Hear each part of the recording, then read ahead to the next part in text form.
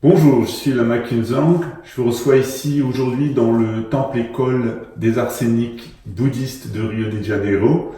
Alors notre temple, il a une spécificité. Eh bien, nous donnons des cours de bouddhisme, nous donnons des cours de psychologie bouddhiste et nous donnons aussi des formations aux professionnels du cinéma dans le cadre de l'éthique bouddhiste. Pourquoi est-ce que nous avons choisi cette orientation et pourquoi notre temple a cette spécificité? Vous savez, depuis des milliers d'années, on dit 7000 ans au Tibet, il y a des arts populaires, des arts du théâtre, notamment le théâtre Bön. Et dans le monastère de Setchen, qui est très connu, les moines interprètent pendant des semaines les 100 divinités du panthéon bouddhiste et du panthéon Bön, qui représentent en réalité 54 tendances plutôt négatives de notre psychisme et 46 tendances positives. Et tous ces moines interprètent tous les personnages, interprètent le fonctionnement du cosmos, interprètent tous les types psychologiques possibles pour un être humain et toutes les influences astrologiques, et lorsqu'ils sortent de leur personnage, eh bien, ils redeviennent totalement eux-mêmes.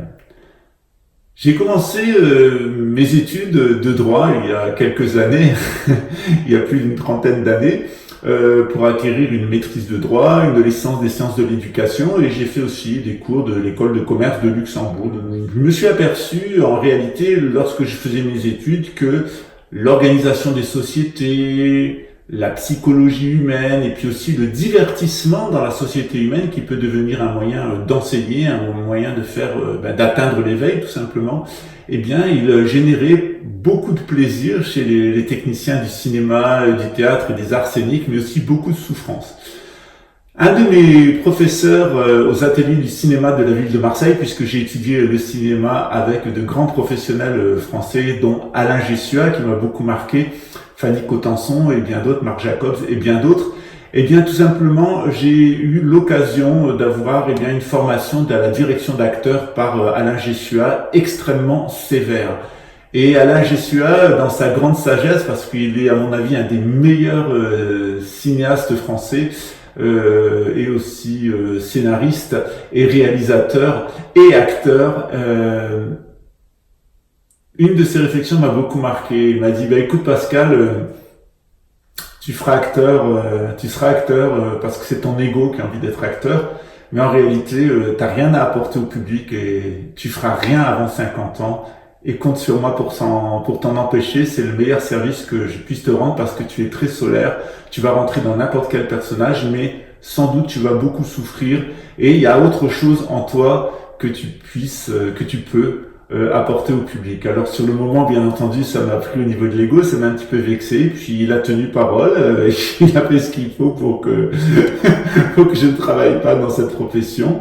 Et ça a été une bénédiction. J'ai continué ma carrière professionnelle comme juriste et puis en tant que lama du bouddhisme tibétain, en tant que réincarnation entre guillemets de Patrul Rinpoche, eh bien j'ai été amené à acquérir des savoirs, à me remémorer des savoirs de vie précédentes et notamment de vie de moine au monastère de Setchen au Tibet, qui est donc spécialisé dans les arts du spectacle. Patrul Rinpoche est un grand maître tibétain du 19e siècle, réincarné si vous préférez plusieurs fois, on dit René dans le bouddhisme tibétain, et il était un de ces maîtres de la folle sagesse qui arrivait à rentrer dans n'importe quelle situation, dans n'importe quelle profession pour amener les gens qui étaient autour de lui à atteindre l'éveil. Comme vous le savez, Alain Gessua a été confronté au suicide après un de ses films de Patrick Devers. Et ça a été un événement extrêmement marquant pour lui et extrêmement pour moi aussi, puisque j'ai été formé par Alain Gessua et j'ai compris toute la difficulté, puisque en tant qu'acteur, on m'a appris à rentrer dans un personnage, à vivre complètement le personnage, de manière complètement schizophrénique tout le temps du filmage. Et puis ensuite, on vous renvoie à la maison et Alain Devers s'est suicidé. Beaucoup d'acteurs de théâtre comme de cinéma souffrent de pathologies mentales. Certains se suicident, certains se droguent, certains prennent des médicaments, et c'est confronté à cette souffrance dans les milieux du spectacle que petit à petit s'est fait jour l'idée que je pourrais, dans le cadre du bouddhisme tibétain, tout simplement transmettre la sagesse du Bouddha aux praticiens, aux professionnels du cinéma, et en particulier ici au Brésil, du cinéma brésilien. Alors j'ai sélectionné pour vous un panier en fait de 12 professionnels du cinéma brésilien qui sont reconnus pour leur éthique personnelle, pour leur proximité avec notre doctrine, la doctrine du Bouddha, même s'ils sont des adeptes d'autres religions, même s'ils sont des croyants d'autres religions, ça n'empêche pas. Le bouddhisme est avant tout une philosophie enseignée il y a 2500 ans par le Bouddha Sakyamuni, qui était, il faut le dire, un sacré numéro, un de ces maîtres de la folle sagesse, avec quelquefois un enseignement tout à fait déroutant. Donc beaucoup de sérieux en lui, puis aussi une capacité à interpréter, parce que l'interprétation est aussi le meilleur moyen pour non seulement nous divertir, nous élever aussi spirituellement, et pourquoi pas nous faire atteindre l'éveil.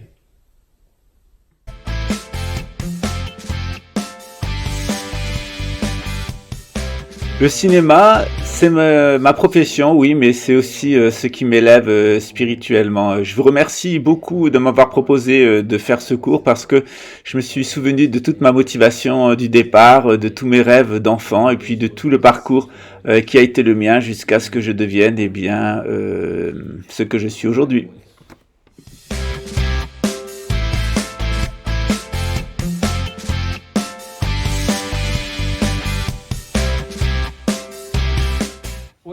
Bonjour Eduardo, je suis l'acteur brésilien Vasco Valentino, tu me connais.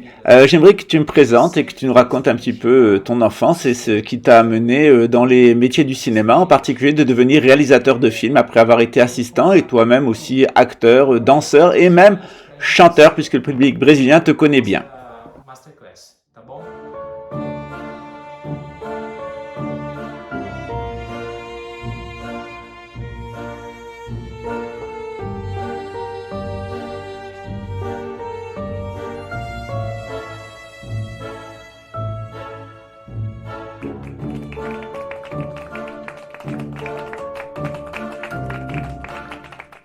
Bonjour, je suis Edouard Croce, je suis réalisateur de films. En réalité, ce qui me motive, c'est de raconter une histoire depuis sa conception au tout début, la filmer et puis aller jusque sur le tapis rouge avec les stars de la télé et du cinéma.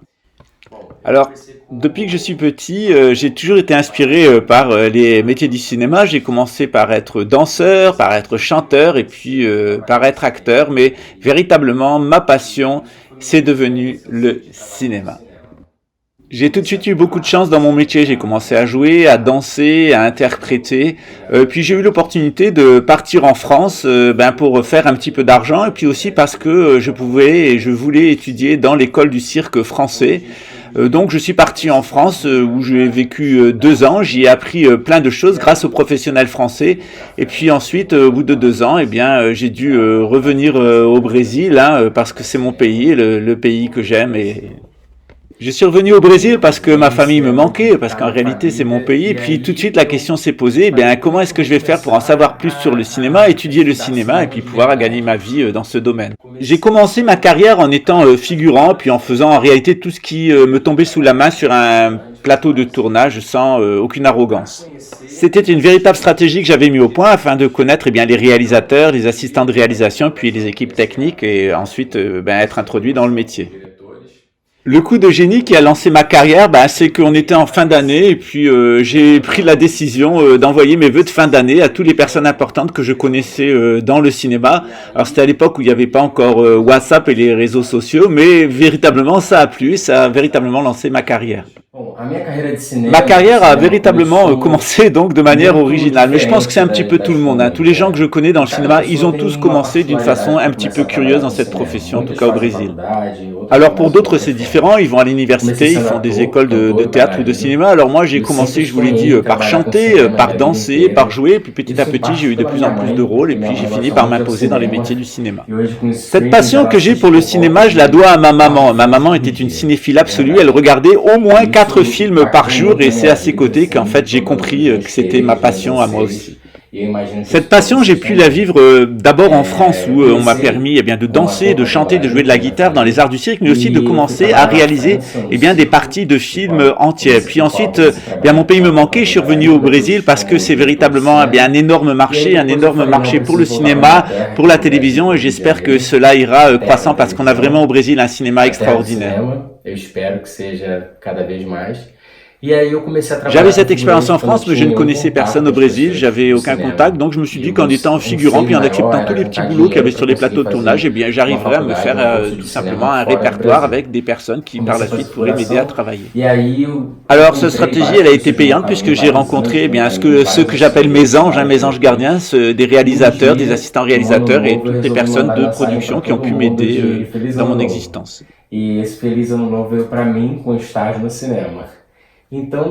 Comme j'étais motivé, sur mon premier film, je suis arrivé comme figurant, puis troisième assistant de réalisation, deuxième assistant de réalisation, puis premier assistant de réalisation. Ça a été assez marrant. Et puis du coup, j'ai été repéré, alors je suis devenu réalisateur de films et j'ai commencé ma carrière sur les chapeaux de roue. Le travail de réalisateur est extrêmement dur parce qu'il nécessite un véritable sens de l'organisation et puis surtout vous avez beaucoup de responsabilités sur vos épaules. En règle générale, autour d'un réalisateur, il y a 70 personnes en comptant les acteurs, les équipes techniques et chacun vous pose des questions, attend de vous quelque chose, donc il faut vraiment garder la tête froide. Cela oblige le réalisateur à tout connaître et de pouvoir répondre à toutes les questions, quel que soit le corps de métier à l'intérieur du cinéma. Et donc mon expérience m'a beaucoup aidé. Ce qui m'a le plus aidé en réalité dans ma profession, c'est d'avoir ingurgité des heures et des heures de films en compagnie de ma mère, parce que si vous voulez apprendre le cinéma, il faut que vous regardiez des films encore et encore, que vous regardiez des films afin d'éduquer votre œil et votre oreille. Lorsque j'étais confronté à des problèmes et qu'il fallait savoir les choses, et en fait c'est de me souvenir des films que j'avais vus qui m'a offert toutes les solutions dont j'avais besoin, et c'est exactement ce que je vous invite à faire. Ce que je vous conseille, c'est d'avoir un mental très structuré et dès le début du film, savoir quelle réponse vous allez donner aux différents corps de métier, avoir une idée très claire du film et de tous les problèmes techniques que vous allez rencontrer et que vous allez donc solutionner. Quel a été le plus grand défi que vous avez rencontré lorsque vous avez commencé à être réalisateur? Je veux dire dans la réalisation d'un long métrage, puisque vous en êtes là maintenant. Donc quels sont les défis auxquels vous avez été confrontés et quelles a été vos solutions? Le premier défi que j'ai rencontré, en réalité, il vient de Dieu, et en particulier de la pluie que Dieu nous envoie sur les plateaux de tournage, qui n'est pas toujours très facile dans les zones tropicales comme la nôtre. Pour les longs métrages en extérieur, véritablement le plus grand défi, c'est la météo. Par exemple, moi-même, j'ai tourné un long métrage dont une partie de l'intrigue était tournée à Copacabana et on a eu des jours et des jours et des jours de pluie et il fallait à chaque éclaircie pouvoir sortir le matériel et j'avais jusque 300 figurants. J'avais moins de 3 ans d'expérience à cette époque et là j'ai vraiment compris, je dois régler le problème du temps quand on est en extérieur. Alors, pour les longs métrages en extérieur, c'est vraiment le défi auquel j'ai été confronté, puis c'est devenu une routine en réalité de toujours consulter la météo et d'organiser complètement le film en fonction des prévisions météorologiques. Ce que j'ai découvert dans ce contexte, c'est l'importance de l'intelligence émotionnelle, c'est-à-dire de véritablement être compatissant, c'est-à-dire de comprendre les problèmes des autres et des techniciens.